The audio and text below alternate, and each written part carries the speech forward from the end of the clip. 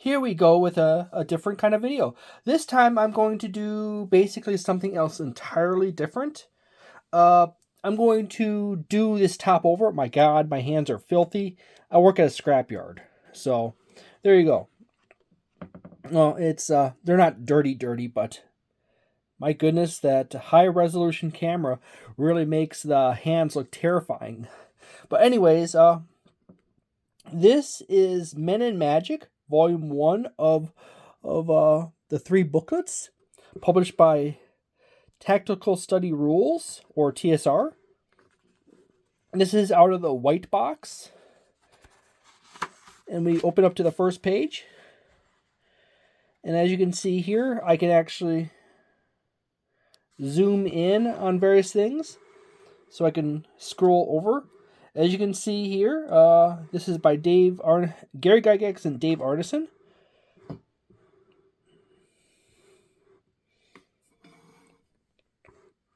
And I kind of can just slide this around and you can actually look at the whole thing. But I can also zoom back out. So you can actually see the whole booklet all at once. You can also do a pinch in on with the camera on YouTube. So you can actually read things in closer detail. As you see here, you got the table of contents for this delightful full manual. And then we have the forward here, which starts out... I'm adjusting it, by the way, with a nice little forward explaining about chainmail and the origin of this system and the Castles and Crusades Society right there. See? The CNC Society. And then it continues onward and forward down to here to Gary Gygax, Tactical Studies Rules Editor. 1st of November, 1973, Lake Geneva, Wisconsin. I believe, if I remember correctly, this is a second edition printing of this book. And you will see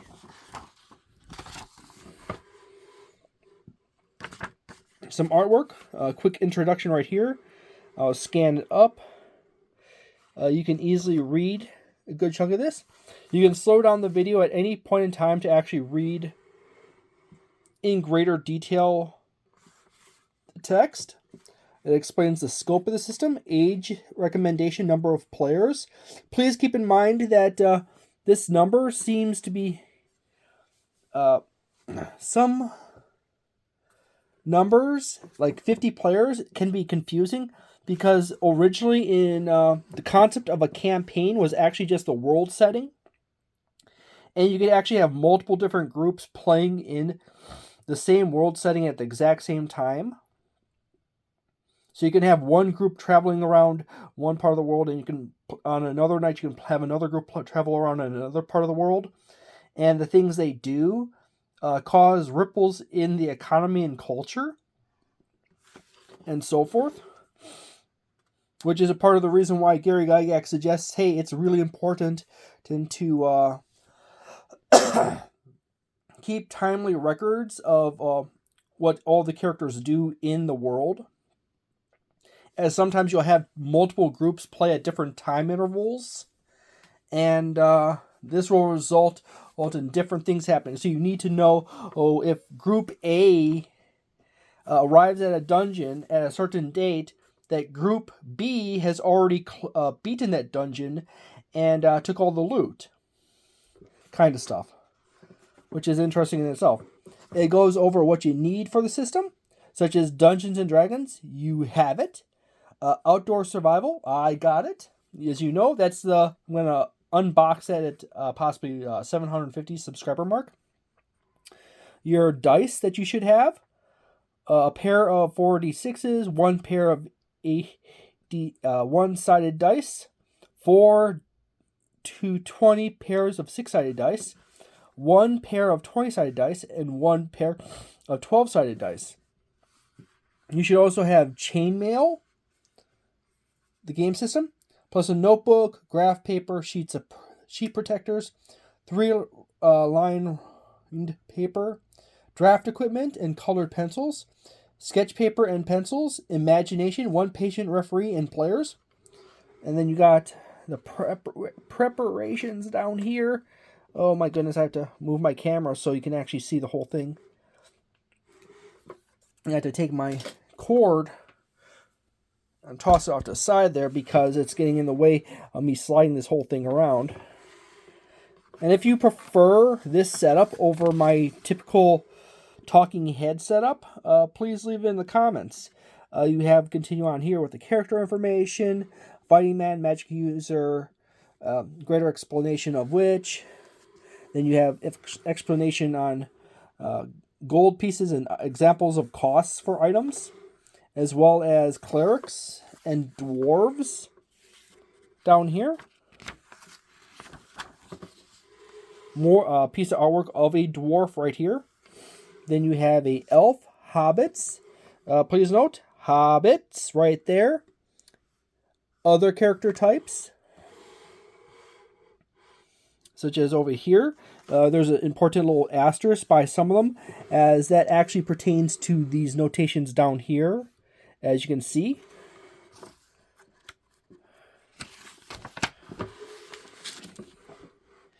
Changing character class rules, determination of abilities, such as here and there.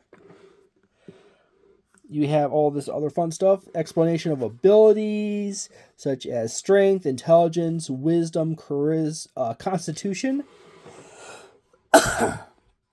dexterity, charisma, with some modifiers based on your various other things for a number of hirelings and the loyalty rating for them, as well as other little noted bonuses for various things if you have certain stats at certain levels.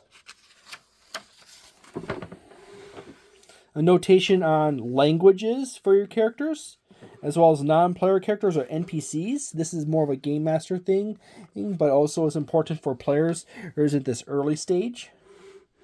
A simple table right here for dice score and reaction.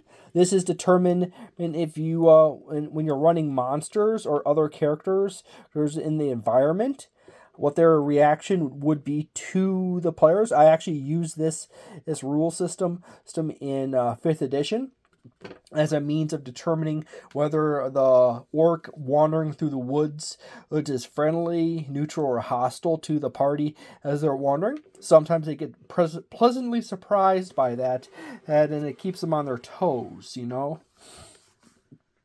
Capture of non-player monsters, loyalty of non-player characters, including monsters, loyalty score here, and interesting rules. It's important to note that classic D&D, OD&D, Basic, and Advanced Dungeons and Dragons has a heavy emphasis on social interaction and social tactics. Knowing how to talk your way through situations first and foremost before you pull your weapons and go into combat. A lot of young people today think that classic D&D was extremely bloodthirsty and violent. That is a complete myth.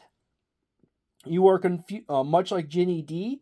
She confused the Dungeons and Dragons 3.5 and 4th edition people for grognards. And they're really just alt new school people. All your prices for all your essential items. You can slow down the video at any time to see it. Encumbrance information. Please note it's all based in gold pieces. Right over here. Examples of encumbrance based on your items, totaling out, and your other important rule information and rules. Weight and equivalence. 1 coin, copper and silver equals 1, so forth, and 1 small sack holds 50 coins, and so forth.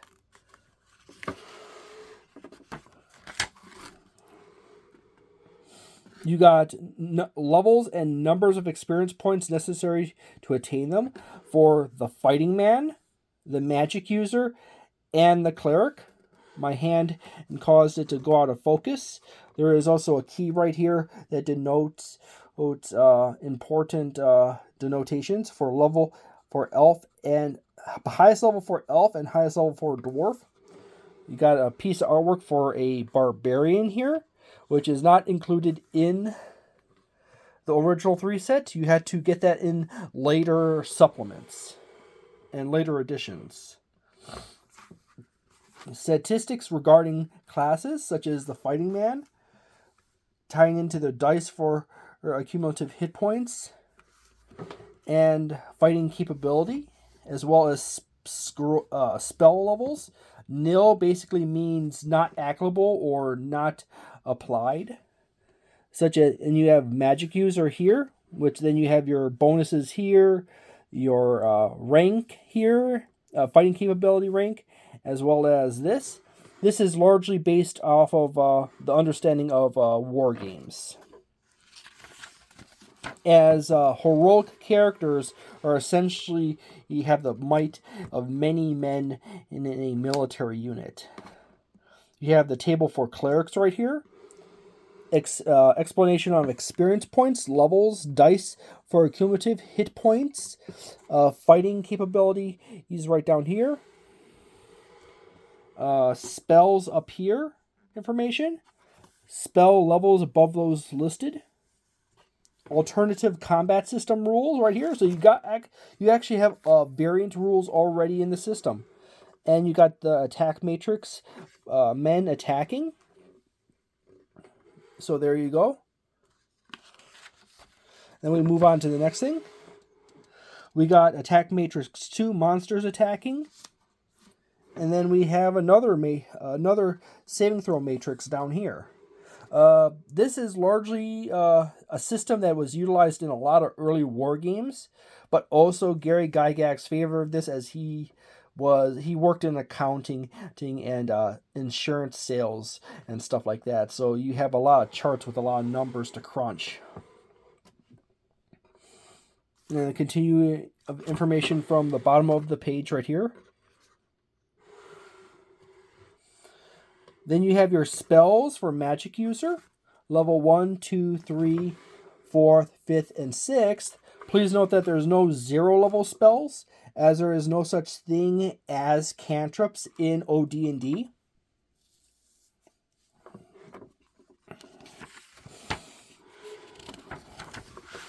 This goes up to 6th level right here. Make sure I don't miss a page. And then we go right over to clerics, which is level 1, 2, 3, 4, and 5. And then we have clerics versus undead monsters table, as well as various rules denoting a few more details.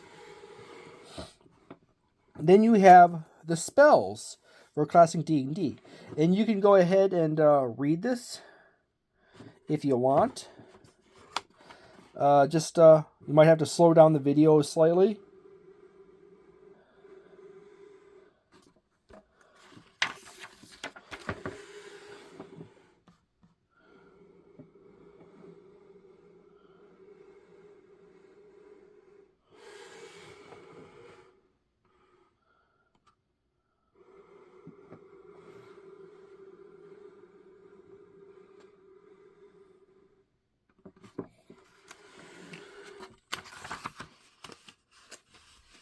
Oops. It's kind of awkward to grab of the pages and...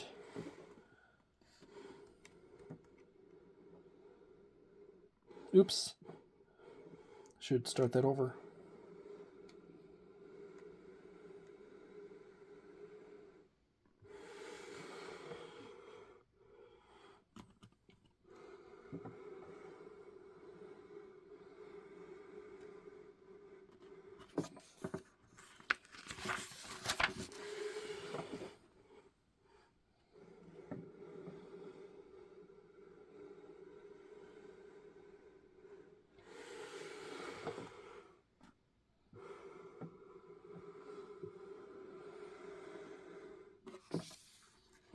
Goblin doesn't quite look like a goblin, does it?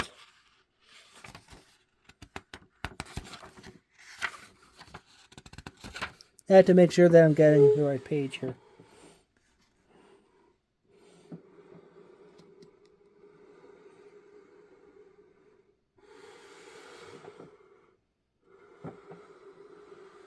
And then we're on to clerics. They're fairly inconsistent with page numbers at times with this book.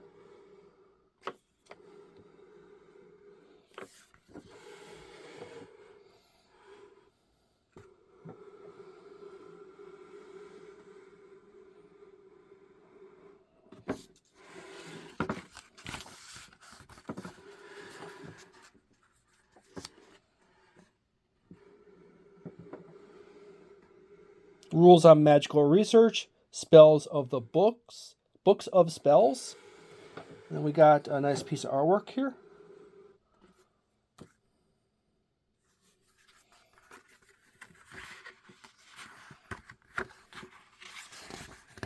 And then we have a product list for really early TSR.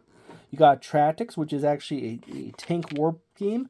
I actually have that saved in a list of things to buy, as well as Panzer Warfare. I keep having a hard time finding early versions of Boot Hill to purchase. Usually when I see them, it's quite expensive, or it's like 3rd edition or later. Little Bighorn Tricolor, I know where I can pick that up pretty decent price, and so forth.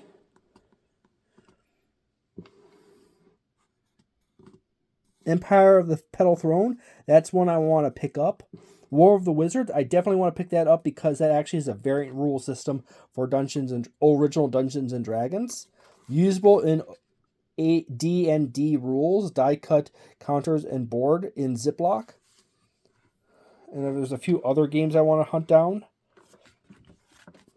So there we go. Overall, it is a somewhat unclear book in some regards. It truly requires reading and understanding the basics of war games, and reading through chainmail a bit before one can truly get it down as to how this system is supposed to be played. So, overall, for a very, very early product, I do say it's quite good, considering that there was nothing to fundamentally build from when it comes to this. You basically have war games as your blueprint, and you have party games, such as Braunstein, which is a party game, which is technically not actually a role-playing game.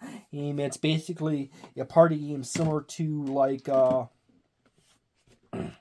Werewolf and stuff like that. So there you go.